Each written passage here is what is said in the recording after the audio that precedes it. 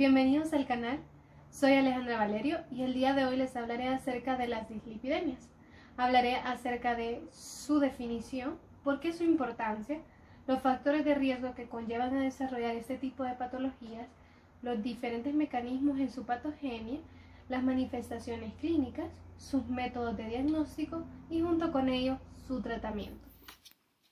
Antes de hablar del tema como tal, les presentaré un caso clínico a continuación.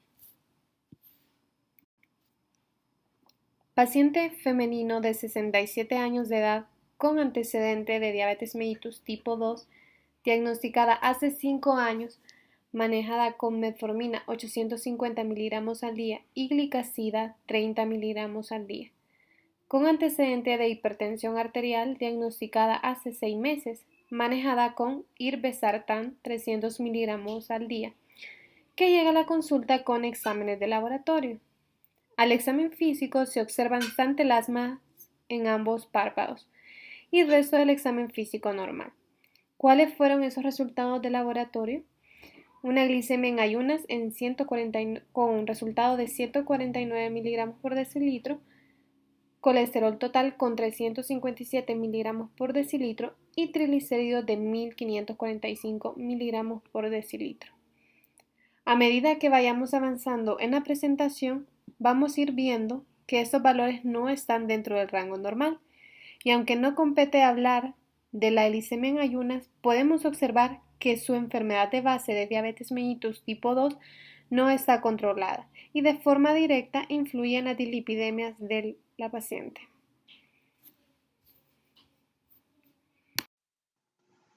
¿Y qué son las dislipidemias?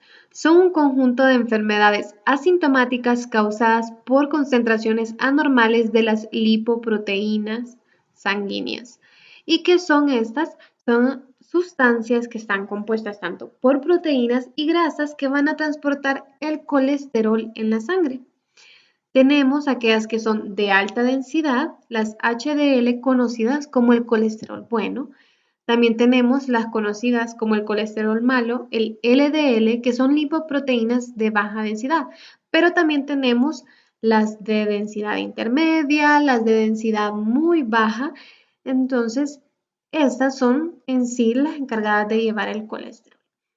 Pero cuando son en rangos anormales, entonces ahí ya viene la patología como tal. ¿Por qué es importante conocer acerca de esa patología? Porque son las dislipidemias uno de los principales factores de riesgo para desarrollar enfermedades cardiovasculares, sean aquellas de enfermedades coronarias como infartos o enfermedad cerebrovascular o complicaciones vasculares periféricas. Tienen hasta un 80% de fallecer por dicha razón los pacientes diabéticos y también tienen el riesgo 2 a 4 veces mayor de padecer ictus o enfermedad cerebrovascular y de morir por enfermedad coronaria en comparación con una persona que no es diabética.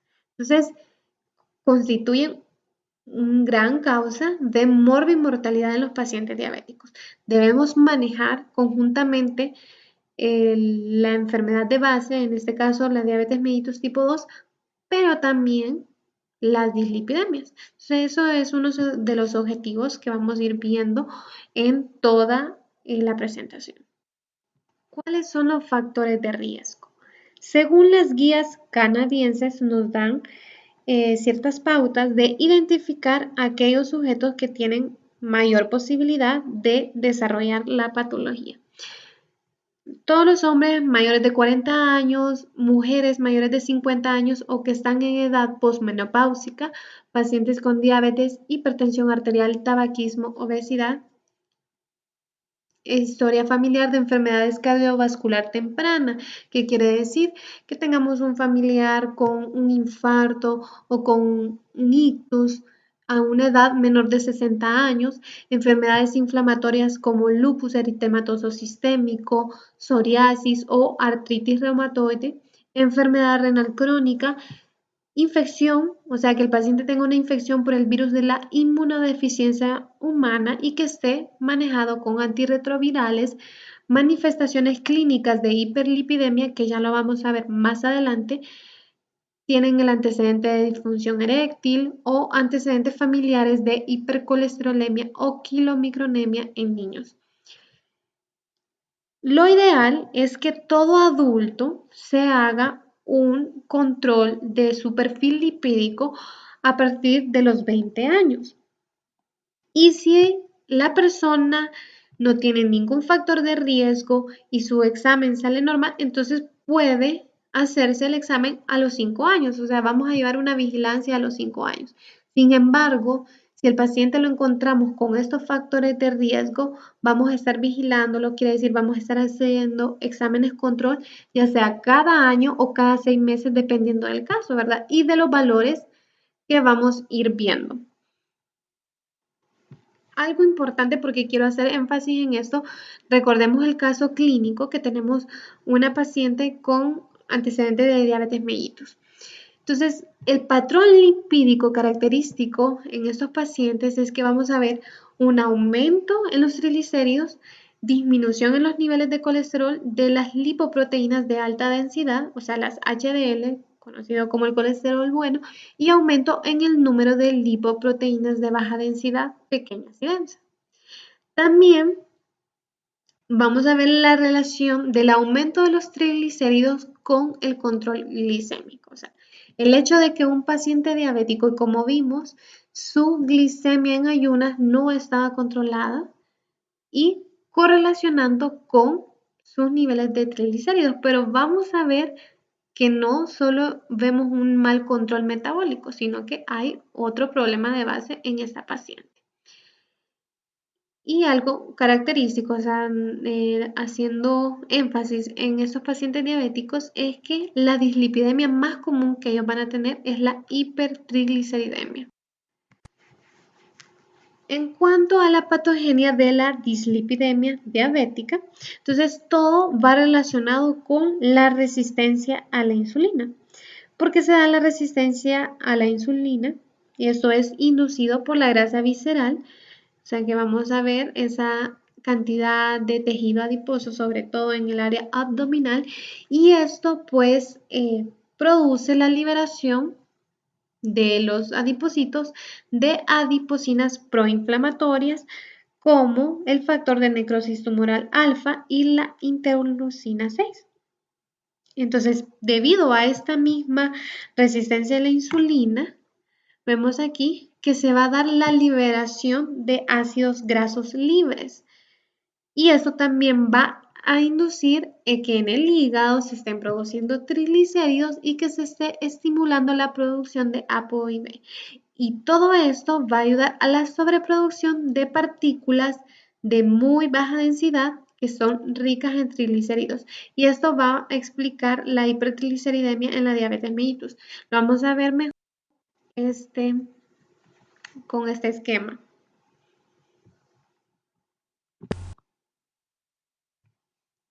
Lo que vemos aquí es, bueno, la insulinoresistencia, ya sea por un síndrome metabólico o por diabetes mellitus tipo 2, debido a esa adiposidad central, o sea, van correlacionadas. Aumenta la adiposidad central, contribuye a la insulinoresistencia. La insulinoresistencia, pues también contribuye al aumento de la adiposidad central. Todo eso lo que va a estimular en el hígado es el aumento de la producción de triglicéridos. También aumenta la producción de las lipoproteínas de muy baja densidad y estas están ricas en triglicéridos. O sea, imagínense que aquí adentro pues está llena de triglicéridos y aparte de ello estimula la producción de la proteína transportadora de ésteres de colesterol. Esta proteína también es producida en el hígado y como dice su nombre pues se encarga de transportar los ésteres de colesterol. Entonces, esta va a transportar o lo que va a estimular es que de las HDL, que si recordamos, estas son las lipoproteínas de alta densidad, o sea, el colesterol bueno, y esta va a hacer o estimula que transporte los ésteres de colesterol al VLDL y este pues le transporta los triglicéridos. Entonces esta HDL queda llena de triglicéridos y eso también estimula a la lipasa hepática y esa va a producir o se va a dar una inestabilidad de su molécula y va a afectar su catabolismo. Entonces, esta se va a degradar y se va a filtrar por el riñón. Entonces, esta es una de las explicaciones porque hay una disminución de las lipoproteínas de alta densidad. Y algo similar pasa con de las VLDL, que están cargadas de triglicéridos, y con esa proteína transportadora de seres de colesterol, con las LDL. O sea, muy parecido a las HDL. Y esa pues también la lipasa hepática aquí lo que contribuye a que se produzca una HDL de pequeña densidad. Entonces vemos disminución del HDL, aumento del LDL. Entonces se disminuye el colesterol bueno y aumenta el colesterol malo. ¿Y por qué es importante eso el colesterol bueno y el colesterol malo? Bueno, el LDL, que es la lipoproteína de alta densidad, son aquellas que se van a encargar de transportar el colesterol desde los tejidos del cuerpo hasta el hígado para poder excretarlos. Entonces, entre mayor cantidad de HDL hay en la sangre, mayor cantidad de colesterol se va a poder eliminar. Es por eso que se le llama el colesterol bueno. Y el LDL, que es las lipoproteínas de baja densidad, el colesterol malo, se de llevar el colesterol del hígado hacia los tejidos, ya sea para la síntesis de membrana, que necesitan de colesterol, pero el problema es que entre mayor cantidad de estas haya, pues una parte se va a utilizar para las funciones que necesite el cuerpo, pero otras se van a ir acumulando. Y entonces es ahí cuando se producen las obstrucciones en los vasos sanguíneos y producen los infartos. Entonces es lo importante. Entre mayor cantidad hay de HDL, más colesterol se va a eliminar y en lo contrario, si esta disminuye. Eso en cuanto a la patogenia de la dislipidemia. Y bueno, relaciono la dislipidemia diabética, que también tiene que ver con los demás mecanismos, pero es muy interesante saber su patogenia y es por eso lo característico en su perfil lipídico, aumento de los triglicéridos, aumento del LDL y disminución del HDL. He finalizado la primera sección del video hablando de su definición, de su importancia, sus factores de riesgo y su patogenia. En el siguiente video hablaré ya acerca de su clasificación, su etiología, sus manifestaciones clínicas y sus métodos de diagnóstico. Así que nos vemos en el siguiente video.